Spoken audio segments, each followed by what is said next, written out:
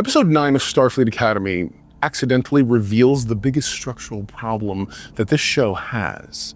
Because the moment this episode finally starts working, you can immediately see why so much of the rest of the season hasn't. And the reason is actually pretty simple. Starfleet Academy has spent 9 episodes trying to cash emotional checks it never wrote. Now, I know that sounds harsh, but stay with me for a second. There are a lot of moments in this episode that are clearly supposed to matter. The 300th night ceremony, the cadets rallying around Caleb, the sacrifice of the Athena, even the way the chancellors suddenly start acting like a unified leadership body. All of those moments are framed as emotional payoffs, but almost none of them land. One storyline, however, does. Caleb and his mother. And the moment that clicked for me, the entire episode suddenly made sense. Episode 9 isn't just another step toward the finale. It's the moment where you can clearly see the difference between emotional weight the show actually built and emotional weight the show's presenting as if it already exists. And those two things, they're not the same.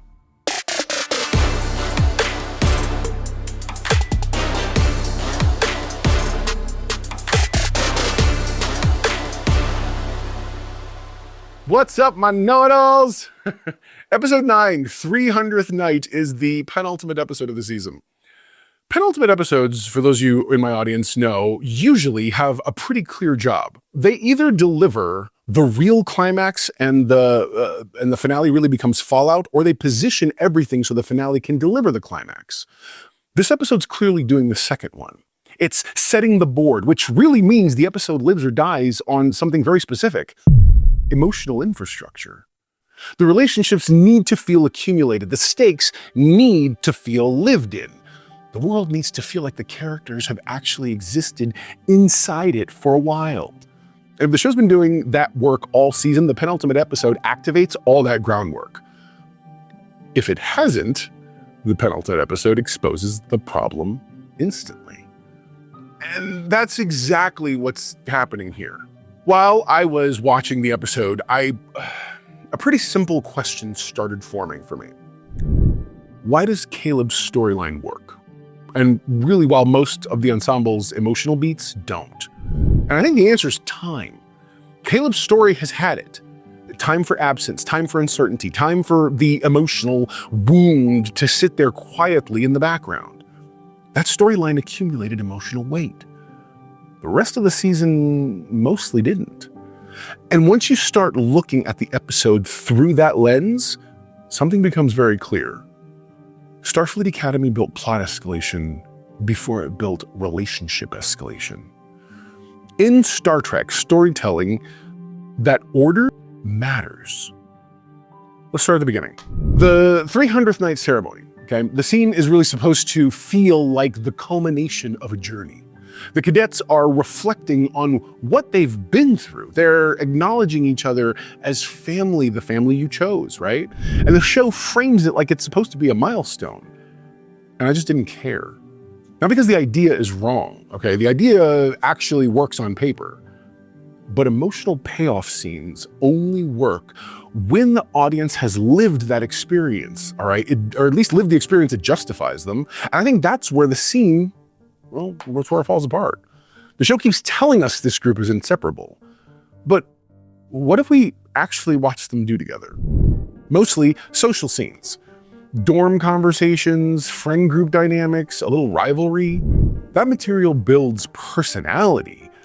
What it doesn't build is trust. Trust in Star Trek comes from operational experience. The crews we've seen bond because they solve problems together under pressure. They rely on each other's competence, if you will. They make decisions that affect outcomes. And that process builds the sense that these people actually function as a unit. Starfleet Academy largely replaces those operational experiences with social interaction. So when the ceremony asks us to feel the weight of a shared journey, the journey itself hasn't actually happened in the way the scene needs it to. The emotional presentation is certainly there, absolutely. The emotional accumulation isn't. And once that clicked for me, another pattern started showing up. The show repeatedly stages emotional beats before it has actually built the storytelling foundation that supports them. And you see it in the ensemble. You see it in the leadership dynamics, and you especially see it in the ship. Which brings us to the Athena.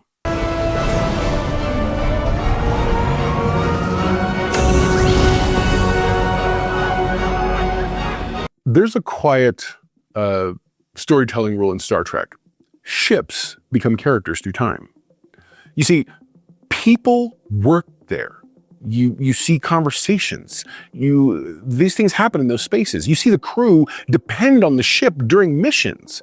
Gradually, the ship becomes part of the emotional ecosystem of the story. The Enterprise mattered because we lived inside it for years. Voyager mattered because it became survival. Even, I would argue, Discovery understood that the ship had to function as a narrative home. The Athena hasn't had time to become that kind of character. So when the episode asks us to feel the weight of sacrificing part of the ship... Are they pursuing? No. He's not keeping my ship. The scene is structured like an emotional payoff. But the lived experience that would create that payoff, it just isn't there. This isn't about the ship needing to be iconic yet. It's about the timing of the beat. The show staged a sacrifice moment before the ship had narrative life. You see something similar happening in the leadership scenes as well. Admiral Vance arrives, okay? And the two chancellors are framed visually as equals. The blocking places them side by side. The camera language suggests a long-standing professional relationship. But I don't believe that relationship. Because the show really hasn't invested any time or actually shown it. The camera's trying to do narrative work that the script really never did.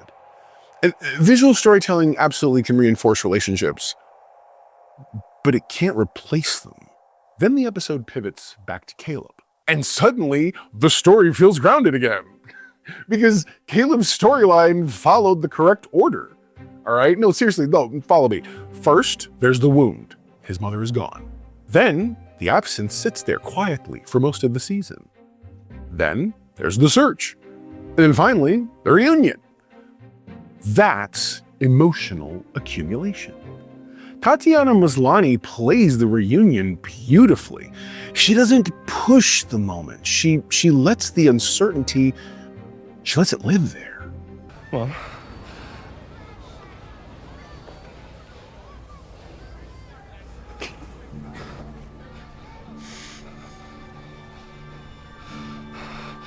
Well, Mom?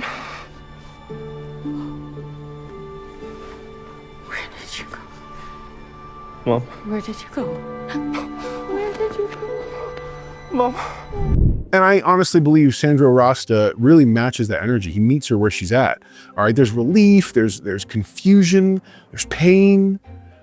All of it sitting together in the same scene.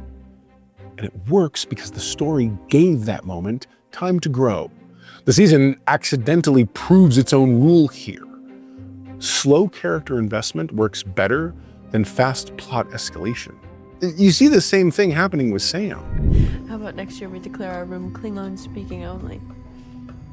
I applied for a single next year.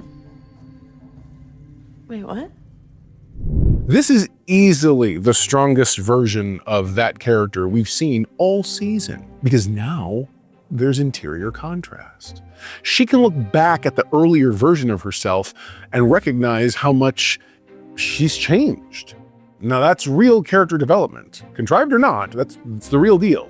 It gives the actor something very specific that they can explore. And again, the improvement happens because the writing finally provides emotional accumulation. The cast has never really been the issue, but I would argue the structure often has.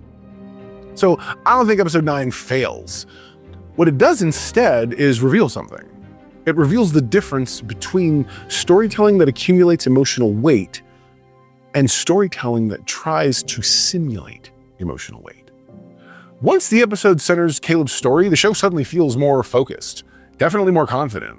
more honest about where its strongest material actually lives, which is interesting because it suggests there's a very good show hiding inside this one. It just isn't always the show the season chooses to prioritize. There you go. And now you know. And if knowing is half the battle, well, then you're halfway to being a know-it-all yourself. What's the know-it-all index for Starfleet Academy, Episode 9, 300th Night? Okay, well, not because the whole episode works, because trust me, it doesn't, but I think more along the lines of because the parts that do work show that what the series is capable of when it slows down and lets emotional stakes accumulate. I'm going to give it a 7 out of 10.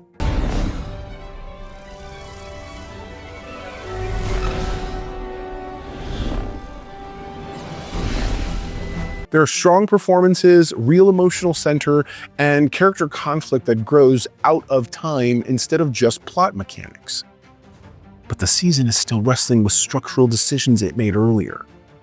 And episode 9 makes those decisions very easy to see. But look, forget all that. I want to hear from you. This is your turn now. Did the Caleb storyline land for you the way that it did for me? Or did the ensemble material work better for you? I mean, that's fair too. And more importantly, do you think that the finale can actually stick the landing in this? Because I don't know how faithful I am in that, how much faith I have rather in that. Let me know in the comments below. All right, guys, and I cannot wait to talk to you next week. Until next time, never forget, everyone loves a know-it-all. Bye, guys.